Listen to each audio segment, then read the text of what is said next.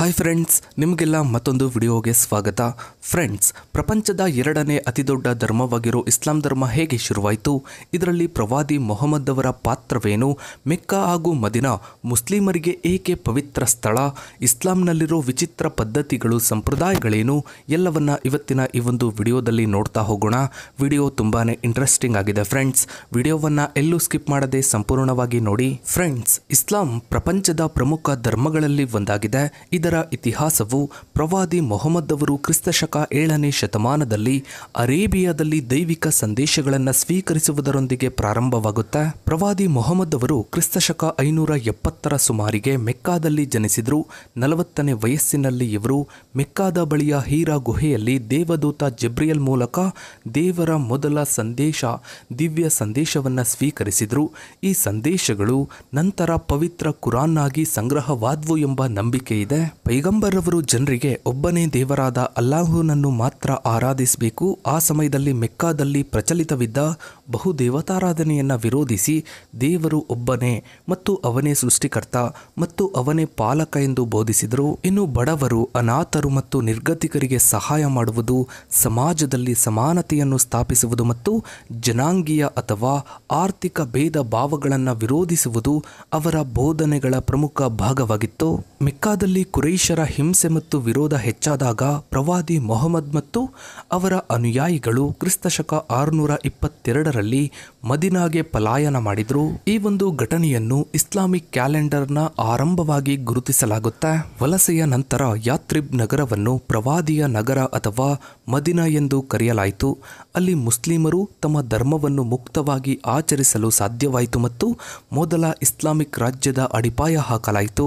ಮದಿನಾಕ್ಕೆ ಪಲಾಯನ ಮಾಡಿದ ನಂತರ ಪ್ರವಾದಿ ಮೊಹಮ್ಮದ್ ಅವರು ಕೇವಲ ಧಾರ್ಮಿಕ ನಾಯಕರಾಗಿರಲಿಲ್ಲ, ಆ ನಗರದ ರಾಜಕೀಯ ಮತ್ತು ಸಾಮಾಜಿಕ ಮುಖ್ಯಸ್ಥರೂ ಆಗಿದ್ದರು. ಅಲ್ಲಿ ಅವರು ಉಮ್ಹಾ ಎಂಬ ಸಮಗ್ರ ಧಾರ್ಮಿಕ ಮತ್ತು ರಾಜಕೀಯ ಸಮುದಾಯವನ್ನು ಕೂಡ ಸ್ಥಾಪಿಸಿದರು. ಅವರು ಮದಿನಾ ಒಪ್ಪಂದದಂತಹ ಮಹತ್ವದ ದಾಖಲೆಗಳನ್ನು ರಚಿಸಿ ಮುಸ್ಲಿಮರು, ಯಹೂದಿಗಳು ಮತ್ತು ಇತರ ಪಂಗಡಗಳ ನಡುವೆ ಶಾಂತಿಯುತ ಸಹಬಾಳ್ವೆ ಮತ್ತು ಪರಸ್ಪರ ರಕ್ಷಣೆಯ ನಿಯಮಗಳನ್ನು ರೂಪಿಸಿದರು. ಹೀಗಾಗಿ ಮದಿನಾ ಇಸ್ಲಾಮಿಕ್ ನಾಗರಿಕತೆಯ ಮೊದಲ ರಾಜ್ಯ ಮತ್ತು ರಾಜಕೀಯ ಕೇಂದ್ರವಾಯಿತು. ಇನ್ನು ಪೈಗಂಬರ್ ಅವರು ಯಾವುದೇ ರಕ್ತಪಾತವಿಲ್ಲದೆ ಮೆಕ್ಕಾವನ್ನ ವಶಪಡಿಸಿಕೊಂಡರು ಮತ್ತು ಅಲ್ಲಿನ ವಿಗ್ರಹಾರಾಧನೆಯನ್ನ ನಿಲ್ಲಿಸಿದರು. ಕ್ರಿಸ್ತಶಕ 630ರಲ್ಲಿ ಪ್ರವಾದಿ ಮೊಹಮ್ಮದ್ ಅವರು ದೊಡ್ಡ ಸೈನ್ಯದೊಂದಿಗೆ ಮೆಕ್ಕಾಗೆ ಮರಳಿದ್ರು. ಆ ಸಮಯದಲ್ಲಿ ಮೆಕ್ಕಾದ ವಿರೋಧಿಗಳು ಅವರಿಗೆ ಶರಣಾದರು. ಪ್ರವಾದಿಯವರು ಸಾಮಾನ್ಯ ಕ್ಷಮಾಪಣೆಯನ್ನ ಘೋಷಿಸಿದರು. ಇದು ಯಾವುದೇ ದೊಡ್ಡ ರಕ್ತಪಾತವಿಲ್ಲದೆ ನಗರವನ್ನ ವಶಪಡಿಸಿಕೊಳ್ಳಲು ಕಾರಣವಾಯಿತು.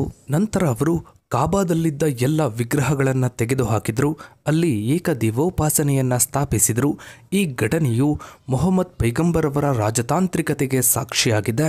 ಇದು ಇಸ್ಲಾಂ ಧರ್ಮಕ್ಕೆ ಅರೇಬಿಯಾದಲ್ಲಿ ಬಲವಾದ ನೆಲೆಯನ್ನು ಒದಗಿಸಿತು. ಕ್ರಿಸ್ತಶಕ 632ರಲ್ಲಿ ಮೊಹಮ್ಮದ್ ಪೈಗಂಬರ್ ಅವರು ಮದಿನಾದಲ್ಲಿ ನಿಧನರಾದರು.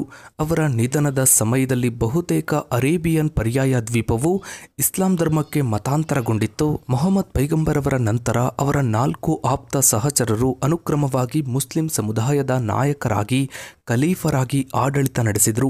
ಅಬೂಬಕರ್, ಉಮರ್, ಉಸ್ಮಾನ್ ಮತ್ತು ಅಲಿ.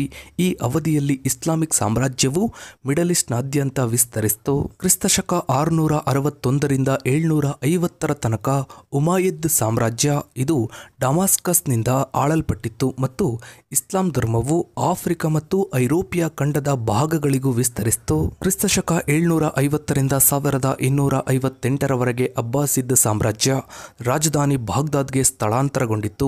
ಈ ಅವಧಿಯನ್ನು ಇಸ್ಲಾಮಿಕ್ ಸುವರ್ಣ ಯುಗ ಎಂದು ಕರೆಯಲಾಗುತ್ತೆ. ಈ ಅವಧಿಯಲ್ಲಿ ವಿಜ್ಞಾನ, ಕಲೆ, ಗಣಿತ ಮತ್ತು ತತ್ವಶಾಸ್ತ್ರದಲ್ಲಿ ಅಪಾರ ಪ್ರಗತಿಯನ್ನು ಕಂಡುಕೊಂಡಿತ್ತು. ಮೊಹಮ್ಮದ್ ಅವರ ನಂತರ ನಾಯಕತ್ವದ ವಿಷಯದಲ್ಲಿ ಭಿನ್ನಾಭಿಪ್ರಾಯಗಳು ಉಂಟಾದವು. ಇದು ಇಸ್ಲಾಂನಲ್ಲಿ ಮುಖ್ಯ ಪಂಗಡಗಳ ಹುಟ್ಟಿಗೆ ಕಾರಣವಾಯಿತು. ಸುನ್ನಿ ಮುಸ್ಲಿಂ ಇವರು ಮೊಹಮ್ಮದ್ ಪೈಗಂಬರ್ ಅವರು ತೋರಿಸಿಕೊಟ್ಟ ದಾರಿಯನ್ನೇ ಅನುಸರಿಸುವವರಾಗಿದ್ದು ಬಹುಪಾಲು ಮುಸ್ಲಿಮರಾಗಿದ್ದಾರೆ. ಖಲೀಫರನ್ನು ಆಯ್ಕೆಯ ಮೂಲಕ ನೇಮಿಸಬೇಕು ಎಂದು ನಂಬ್ತಾರೆ. ಇನ್ನು ಶಿಯಾ ಮುಸ್ಲಿಂ ಮೊಹಮ್ಮದ್ ಪೈಗಂಬರ್ ಅವರ ಸೋದರ ಮಗ ಮತ್ತು ಅಳಿಯನಾದ ಅಲಿಯನ್ನು ಮತ್ತು ಅವರ ವಂಶಸ್ಥರನ್ನು ಮಾತ್ರ ನಿಜವಾದ ನಾಯಕರು ಎಂದು ನಂಬ್ತಾರೆ. ಹೇಳ್ತಾರೆ. ನಂತರದ ದಿನಗಳಲ್ಲಿ, ನಂತರದ ಕಾಲಘಟ್ಟದಲ್ಲಿ ಮಂಗೋಲರ ಆಕ್ರಮಣಗಳು, ಒಟೋಮನ್ ಸಾಮ್ರಾಜ್ಯ, ಮೊಘಲ್ ಸಾಮ್ರಾಜ್ಯ ಮತ್ತು ಇರಾನ್ನ ಸಫಾವಿದ್ ಸಾಮ್ರಾಜ್ಯದಂತಹ ಹಲವಾರು ಪ್ರಮುಖ ಇಸ್ಲಾಮಿಕ್ ರಾಜ್ಯಗಳು ಇತಿಹಾಸದಲ್ಲಿ ಪ್ರಬಲವಾಗಿದ್ವು. ವ್ಯಾಪಾರ ಮತ್ತು ಸೂಫಿ ಸಂತರ ಪ್ರಭಾವದಿಂದಾಗಿ ಇಸ್ಲಾಂ ಏಷ್ಯಾ, ಆಫ್ರಿಕಾ ಮತ್ತು ಆಗ್ನೇಯ ಏಷ್ಯಾದಲ್ಲಿಯೂ ಹರಡಿತು. ಇಸ್ಲಾಂ ಧರ್ಮವು ಅದರ ಏಕದೇವತಾರಾಧನೆ ಮತ್ತು ಏಕದೇವತಾರಾಧನೆ, ಕುರಾನ್ ಮತ್ತು ಪ್ರವಾದಿ ಮೊಹಮ್ಮದ್ ಅವರ ಬೋಧನೆಗಳ ಆಧಾರದ ಮೇಲೆ ಜಗತ್ತಿನಾದ್ಯಂತ ತುಂಬ ದೊಡ್ಡ ಮಟ್ಟದಲ್ಲಿ ಬೆಳೀತಾ ಹೋಯಿತು. ಇನ್ನು ಇಸ್ಲಾಂನಲ್ಲಿ ಪುರುಷರು ಸುನ್ನತಿಯನ್ನು ಮಾಡಿಸಿಕೊಳ್ತಾರೆ. ಸುನ್ನತಿ ಬಗ್ಗೆ ಕುರಾನ್ನಲ್ಲಿ ನೇರವಾಗಿ ಉಲ್ಲೇಖಿಸಲ್ಪಟ್ಟಿಲ್ಲವಾದರೂ ಇದು ಇಸ್ಲಾಂ ಧರ್ಮದ ಪ್ರವಾದಿ ಮೊಹಮ್ಮದ್ ಅವರ ಸುನ್ನತ್ ಭಾಗವಾಗಿದೆ ಮತ್ತು ಪ್ರೋತ್ಸಾಹಿಸಲ್ಪಟ್ಟಿದೆ. ಈ ಸಂಪ್ರದಾಯವು ಪ್ರವಾದಿ ಇಬ್ರಾಹಿಂ ಅಥವಾ ಅಬ್ರಹಂ ಅವರ ಕಾಲದಿಂದ ಬಂದಿದೆ ಎಂದು ನಂಬಲಾಗಿದೆ. ಇಸ್ಲಾಂ ಧರ್ಮದಲ್ಲಿ ವೈಯಕ್ತಿಕ ಶುಚಿತ್ವಕ್ಕೆ ಅತ್ಯಂತ ಮಹತ್ವವಿದೆ. ನಮಾಜ್ ಅಥವಾ ಪ್ರಾರ್ಥನೆ ಮಾಡುವ ಮೊದಲು ಶರೀರವು ಸಂಪೂರ್ಣವಾಗಿ ಶುದ್ಧವಿರಬೇಕು. ಹೀಗಾಗಿ ಆ ಭಾಗದಲ್ಲಿ ಮೂತ್ರದ ಕಣಗಳು ಸಂಗ್ರಹಗೊಂಡು ಅಪವಿತ್ರತೆ ಉಂಟಾಗಬಹುದು. ಸುನ್ನತಿ ಮಾಡಿಸುವುದರಿಂದ ಆ ಭಾಗವು ಸಂಪೂರ್ಣವಾಗಿ ಸುಲಭವಾಗಿ ಸ್ವಚ್ಛವಾಗಿ ಇಟ್ಕೊಳ್ಳಬಹುದು ಎಂಬ ನಂಬಿಕೆ ಇದೆ. ಹೀಗಾಗಿ ಅನೇಕ ಮುಸ್ಲಿಮರು ಸುನ್ನತಿಯನ್ನು ತಮ್ಮ ನಂಬಿಕೆಯ ಒಂದು ಪ್ರಮುಖ ಸಂಕೇತವಾಗಿ ಮತ್ತು ಸಮುದಾಯದ ಭಾಗವಾಗಿ ಗುರುತಿಸ್ತಾರೆ. ಇದನ್ನು ಸಾಮಾನ್ಯವಾಗಿ ಗಂಡು ಮಕ್ಕಳಿಗೆ ಬಾಲ್ಯದಲ್ಲಿ ಅಥವಾ ಹುಟ್ಟಿದ ಕೆಲವೇ ದಿನಗಳಲ್ಲಿ ಮಾಡಲಾಗುತ್ತೆ. ಇನ್ನು ಕುರಾನ್ನ ಕೆಲವು ಪದ್ಯಗಳು ಮಹಿಳೆಯರು ತಮ್ಮ ಶರೀರದ ಸೌಂದರ್ಯವನ್ನ ಮರೆಮಾಚಬೇಕು ಎಂದು ಹೇಳುತ್ತವೆ. ಹಿಜಾಬನ್ನು ಈ ಧಾರ್ಮಿಕ ಆಜ್ಞೆ ಎಂದು ಪಾಲಿಸುವ ಒಂದು ವಿಧಾನವಾಗಿ ಮುಸ್ಲಿಂ ಮಹಿಳೆಯರು ಪರಿಗಣಿಸ್ತಾರೆ. ಇನ್ನು ಅನೇಕ ವಿದ್ವಾಂಸರ ಪ್ರಕಾರ ಪುರುಷರ ಮುಂದೆ ತನ್ನ ಆಕರ್ಷಣೆ ಮತ್ತು ದೇಹವನ್ನ ಮರೆಮಾಚುವುದು ಪ್ರತಿಯೊಬ್ಬ ಮುಸ್ಲಿಂ ಮಹಿಳೆಯ ಮೇಲಿನ ಧಾರ್ಮಿಕ ಜವಾಬ್ದಾರಿಯಾಗಿದೆ. ಹಿಜಾಬ್ ಕೇವಲ ಒಂದು ಬಟ್ಟೆಯ ತುಣುಕಲ್ಲ, ಬದಲಿಗೆ ಆಂತರಿಕ ನಂಬಿಕೆ, ಶುದ್ಧತೆ ಮತ್ತು ನಮ್ರತೆಯ ಸಂಕೇತವಾಗಿದೆ. ಇದನ್ನು ಧರಿಸುವ ಮೂಲಕ ಮಹಿಳೆಯರು ತಮ್ಮನ್ನು ವಸ್ತುವಾಗಿ ಕಾಣುವುದರಿಂದ ದೂರ ಇರಿಸಿ ತಮ್ಮ ವ್ಯಕ್ತಿತ್ವ, ಬುದ್ಧಿ ಮತ್ತು ಧಾರ್ಮಿಕ ಬದ್ಧತೆಗೆ ಪ್ರಾಮುಖ್ಯತೆ ನೀಡಲು ಬಯಸ್ತಾರೆ. ಇನ್ನು ಅನೇಕ ಮುಸ್ಲಿಂ ಮಹಿಳೆಯರು ಹಿಜಾಬನ್ನು ತಮ್ಮ ವೈಯಕ್ತಿಕ ಆಯ್ಕೆ ಮತ್ತು ಧಾರ್ಮಿಕ ಅಸ್ಮಿತೆಯ ಭಾಗವಾಗಿ ನೋಡ್ತಾರೆ. ಇದನ್ನು ಧರಿಸುವುದು ದೇವರಿಗೆ ತಮ್ಮ ಸಮರ್ಪಣೆಯನ್ನು ತೋರಿಸುವ ಒಂದು ಮಾರ್ಗವೆಂದು ಪರಿಗಣಿಸ್ತಾರೆ. ಇನ್ನು ಇತ್ತೀಚಿನ ದಿನಗಳಲ್ಲಿ ಭಾರತವು ಸೇರಿದಂತೆ ಅಮೆರಿಕ, ಯುರೋಪ್ ಸೇರಿದಂತೆ ಸಾಕಷ್ಟು ಮುಂದುವರಿದ ದೇಶಗಳಲ್ಲೂ ಕೂಡ ಸಾಕಷ್ಟು ಜನ ಮುಸ್ಲಿಂ ಮಹಿಳೆಯರು, ಯುವತಿಯರು ಹಿಜಾಬನ್ನು ಒಂದು ರೀತಿಯಲ್ಲಿ ದೂರ ತಳ್ತಾ ಇದ್ದಾರೆ ಅಂತಾನೆ ಹೇಳ್ಬೋದು. ನಾವು ಕೂಡ ಬೇರೆ ಹುಡುಗಿಯರ ರೀತಿ ಸ್ವತಂತ್ರವಾಗಿ ಬದುಕಬೇಕು, ಸ್ವತಂತ್ರವಾಗಿ ಇರಬೇಕು, ಧಾರ್ಮಿಕವಾಗಿ ಸಾಂಸ್ಕೃತಿಕವಾಗಿ ನಮ್ಮ ಮೇಲೆ ಒತ್ತಡವನ್ನು ಹೇರಬೇಡಿ ಅಂತ ಹೇಳ್ತಾ ಇದ್ದಾರೆ. ಒಟ್ಟಾರೆಯಾಗಿ ಈ ಹಿಜಾಬ್ ಕೇವಲ ಭಾರತದಲ್ಲಿ ಅಷ್ಟೇ ಅಲ್ಲದೆ ಪ್ರಪಂಚದ ನಾನಾ ದೇಶಗಳಲ್ಲಿ ಅಲ್ಲಿನ ರಾಜಕೀಯದಲ್ಲಿ ಸಾಕಷ್ಟು ಚರ್ಚೆ ಆಗ್ತಾನೆ ಇರುತ್ತೆ. ಸೊ ಫ್ರೆಂಡ್ಸ್, ಇದಾಗಿತ್ತು ಇವತ್ತಿನ ಈ ಒಂದು ವಿಡಿಯೋದ ಬಗ್ಗೆ ನಿಮ್ಮ ಅನಿಸಿಕೆ, ಅಭಿಪ್ರಾಯಗಳನ್ನು ತಪ್ಪದೇ ಕಮೆಂಟ್ ಸೆಕ್ಷನಲ್ಲಿ ಕಮೆಂಟ್ ಮಾಡಿ.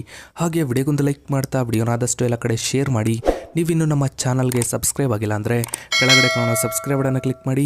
ಹಾಗೆ ಪಕ್ಕದಲ್ಲಿ ಕಾಣೋ ಬೆಲ್ ಐಕನ್ ಕೂಡ ಕ್ಲಿಕ್ ಮಾಡಿ. Thanks for watching.